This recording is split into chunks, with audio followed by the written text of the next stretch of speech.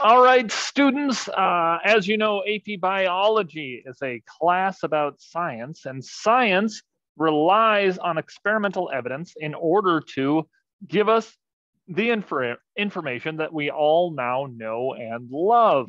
But those experiments, not only are they assessed a lot by the exam, but have certain things to keep in mind in order to make sure you're doing a good one, and how to interpret others is another great skill that we're going to work on today. So we're going to talk about experiment stuff. First and foremost, all good experiments have a control. And what I mean by a control is usually a group that gets everything else constant except for something to either determine whether it is we're actually measuring the effect of the independent variable, or that the experiment works at all. And the positive control versus the negative control are going to be how you get there. So positive is that experimental group where you get a positive result at the end of the experiment. So you make sure that it's actually working. If you know the result, you're going to give a drug that you know the outcome of. That could be your positive control. And it ensures the success of the test. A negative control is a control that does not give a response to the test. That way you can show that when you give your independent variable, whatever you're directly changing, if you see a response, you go, okay, good, this is actually due to the independent variable. So it's like a saline shot or a placebo. You would have a group that does not give the experimental treatment. They get something that's very similar, but doesn't actually have the chemicals involved necessarily, just to make sure that the effect you see in the dependent variable is only reliant on the independent variable. Something else is when you are done and you have your findings, you need to report your findings. And those findings can be reported on a graph, some sort of figure. That's oftentimes how you're going to do it. When you do a graph, you're always going to want to put what you have changed directly or allowed to change during the experiment in a known way, such as time, as the independent variable here on the x-axis. And then the dependent variable, you're going to want to put here on the y-axis. Basically, what you're measuring, what you are looking at to see the effect on is going to be your dependent variable. It always depends on the independent variable, or you suspect that it depends on the independent variable. If you see no differences between groups or across time, then it likely signals that it does not depend on it. But if you suspect it's going to depend on the independent variable, you're going to put it here on the y-axis while your independent variable is going to be on the x. And then, and we're going to talk about this more, but if you have data and you're going to put it in a graph, you should have multiple trials. And when you have multiple trials, you should know if those different groups are statistically different from one another. And one way to tell that is with error bars. Remember, overlapping error bars mean that they are not statistically different. So we see 2 and 3 here are, their means on the bars are going to be the same. But as far as these two data sets, they are not statistically different from one another because they have overlapping error bars. This bar overlaps with this bar overlaps with this. Another example, it could be in, these are 3 chemicals in a paper that I pulled out of. You can see all of these groups are not statistically different because all of them have overlapping error bars. You can also see that with, it could be a line graph like this. It doesn't just have to be a bar graph that has error bars as well. As you can see at 30 degrees here, this is statistically different from these groups, the 20 degrees or the 24 degrees for this experiment that went through time. And again, the dependent variable is going to be calcium sensitivity for here, and mean VO2 here. And then the independent variable is going to be the main matrix or the time here. So those are graphs. Do I have any questions about graphs?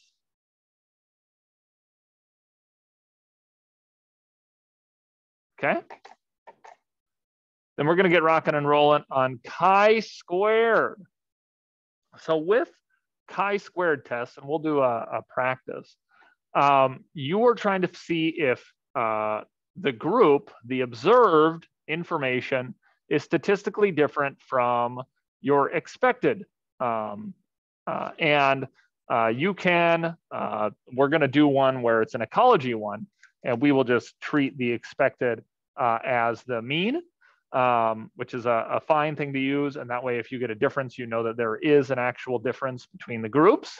Whereas sometimes, and we'll do a brief one, if it's one with genetics, you've got homozygous or heterozygous information in the problem, then you're just going to use, instead of the mean, you just use the expected genotypic ratios. But again, it's exactly the same sort of overall process. It's just your expected might be a little bit different.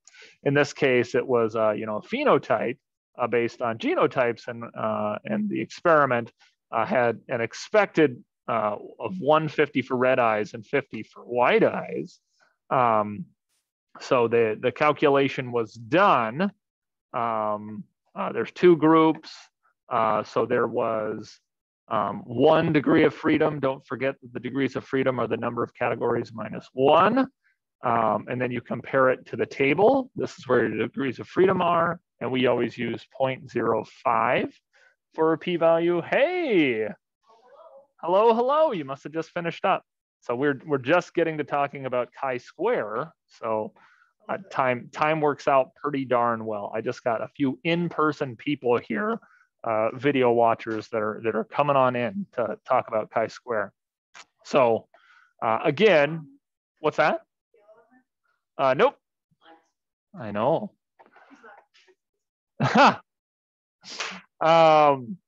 So again, we are, and we'll do a sample problem where we do use it like ecology. This case, it was not used like ecology. It was used like genetics, and we're going to talk about that.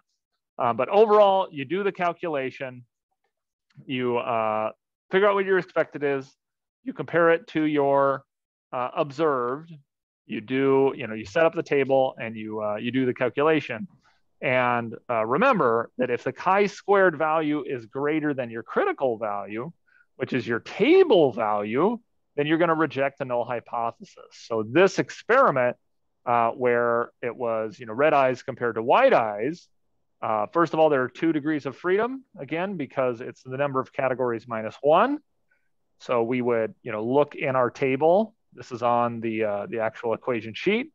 Here, we're going to compare to a p-value of 0.05, and we're going to compare it here.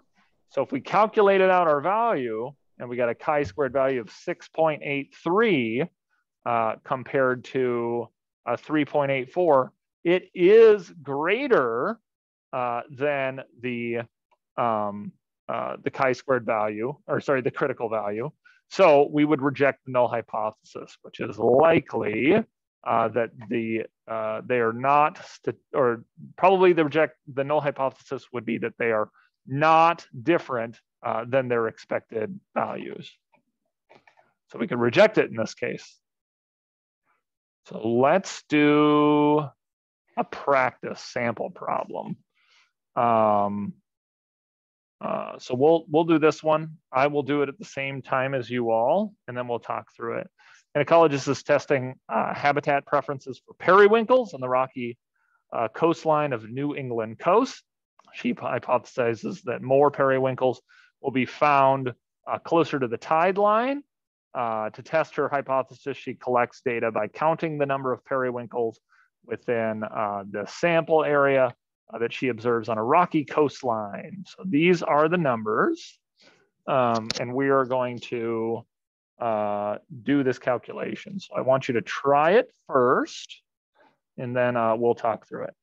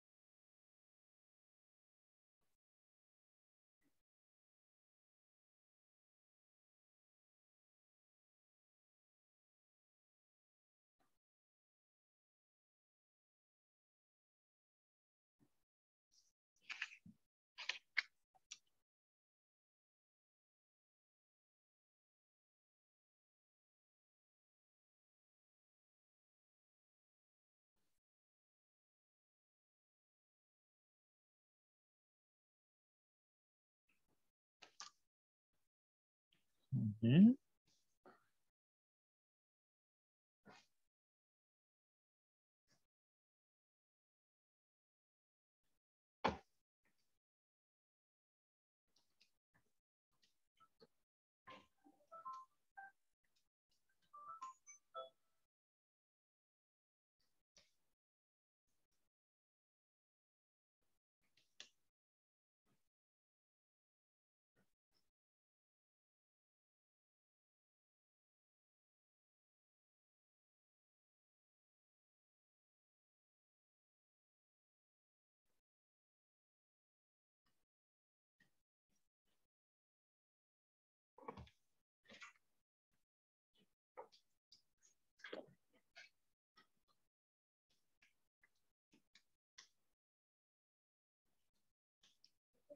Yeah. I think it's either the green sheet or the red sheet right over there. And I'll pull it up here too.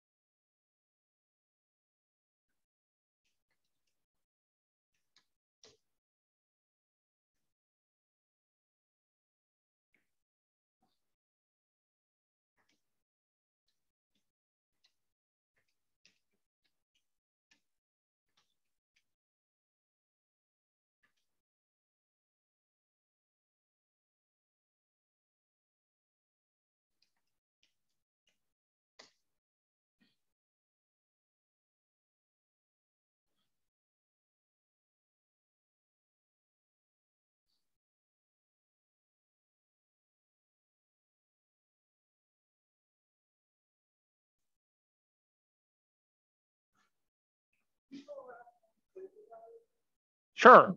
To find the critical value, oops, I wrote down the wrong number. You figure out your number of degrees of freedom, which are always the number of categories you have, minus 1. And then you look in the area that has a p-value of 0.05.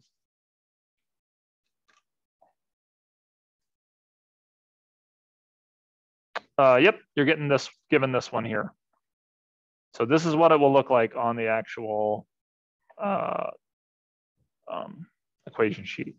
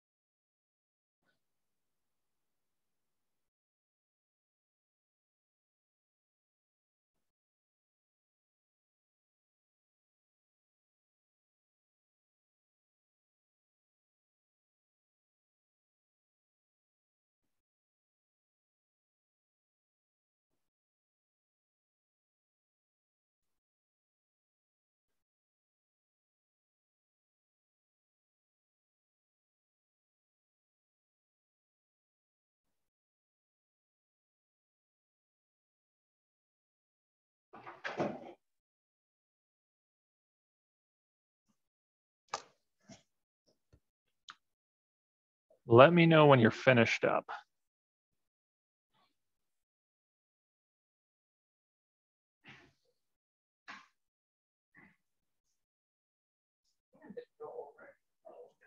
Okay. Are you good? Here, I'll pause it. Boom, recording. Okay, so we're gonna go over it. Let me line this up. Okay, so these were the observed numbers. Yes. Oh, funny. I'm very sorry. Thought it was down. I apologize. That might have been up during multiple classes today and nobody mentioned it. So. All right. So these were the observed numbers, right? At tide line, each of these meters above the tide line. And then big part of getting these questions right is figuring out what the expected is. I'm going to give you a problem where the expected is not this way. But if you don't know what the expected is, you should find the overall mean of whatever you're looking at relative to the total.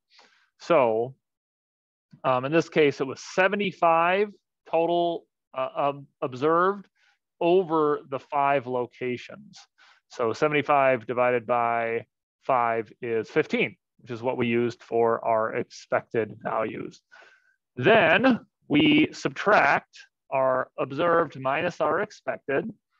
We get 21, 9, negative 5, negative 12, negative 13. And you may be worried about these negative numbers, but luckily enough, this is built right into the equation, is to square them, which is what we did here. So 21 squared is 441, negative 5 squared is 25, so on and so forth. And the last thing you do is divide by the expected. You normalize to your expected size.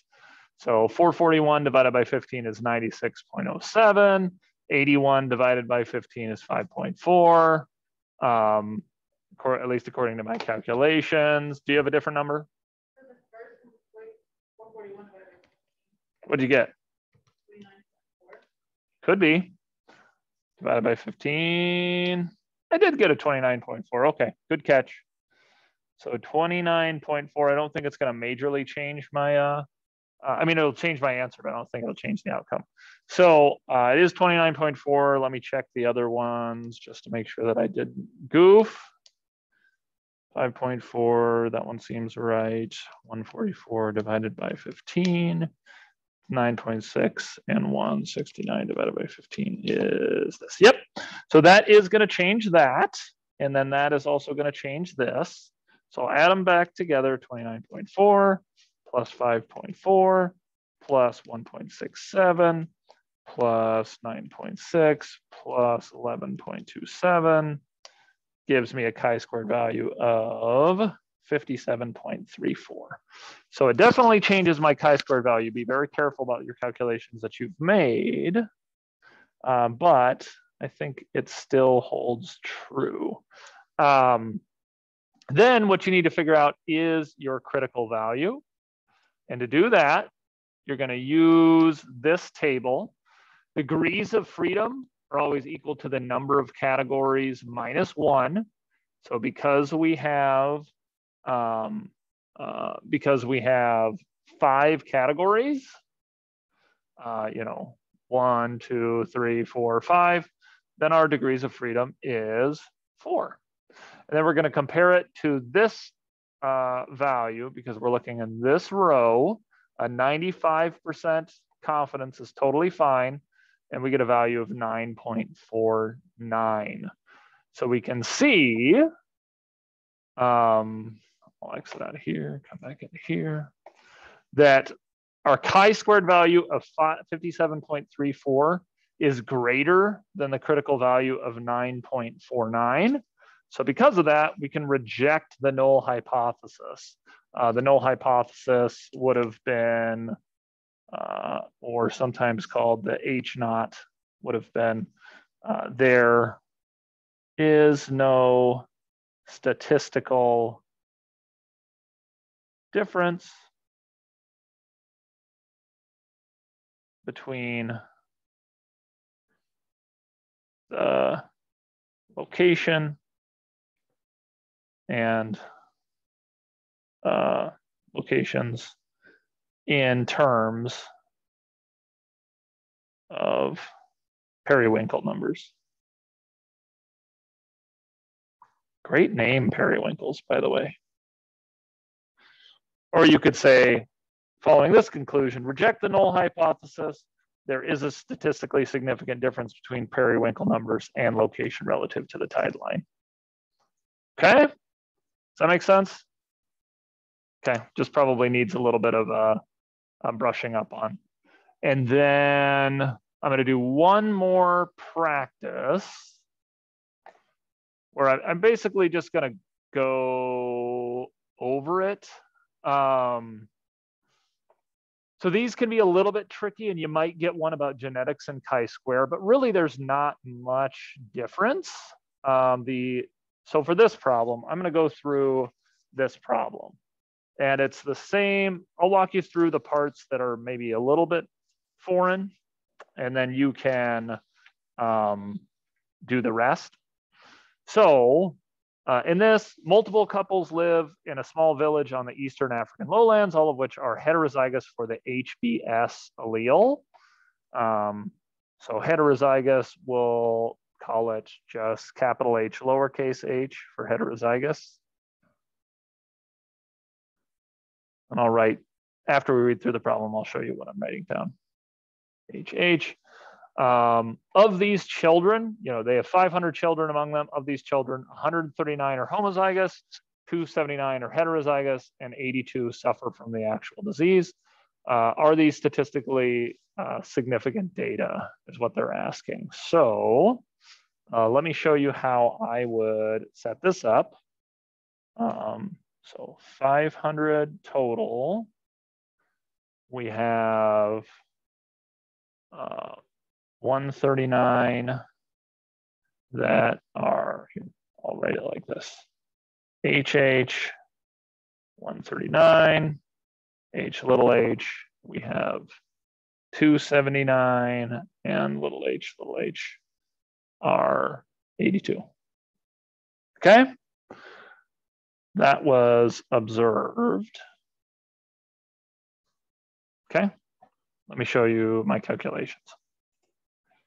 Okay, so we actually observed out of the total, these were the numbers that were observed for each of these genotypes. And we need to figure out what the expected is. And this is the only tricky part of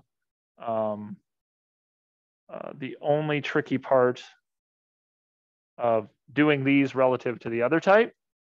And the only thing is, if it's genetics, you should be thinking Punnett square.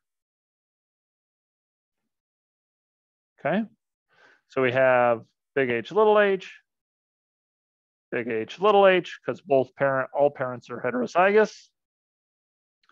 That means we're going to get homozygous dominant, homozygous recessive, or sorry, heterozygous, and homozygous recessive here, which is for big H.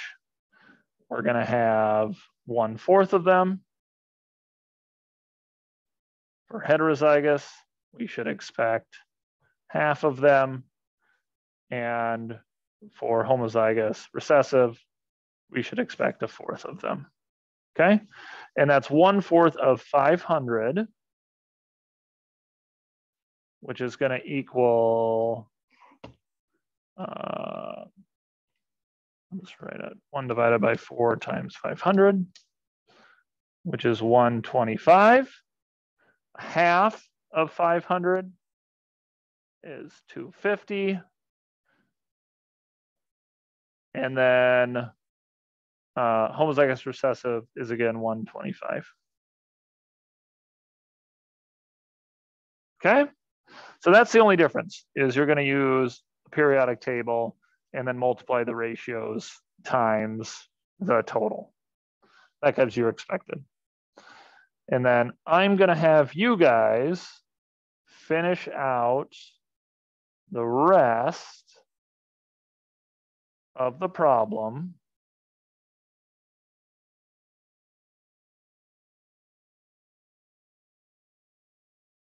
compare your answers. And I'm gonna stop showing my screen briefly while you guys do that practice.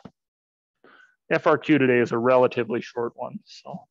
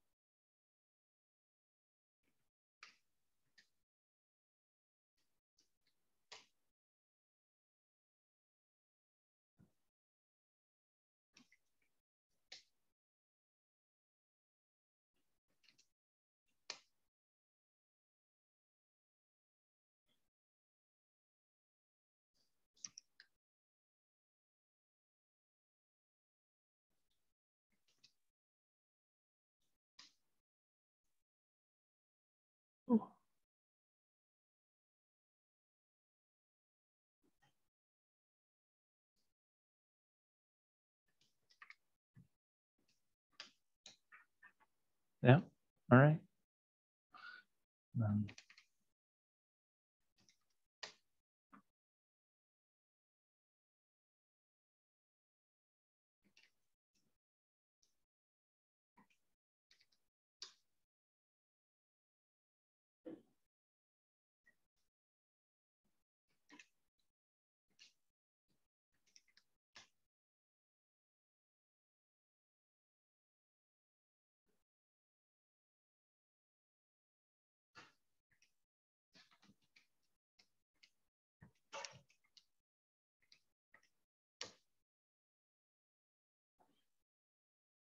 Okay, so I got my chi-squared value. Hopefully you've got your chi-squared value. I got 19.724 with these expected values. Does anybody want to check my math to see if is that what you guys? Okay, cool. So then what value are we going to compare to on the periodic table, or on the periodic table, on the chi-square table? Why?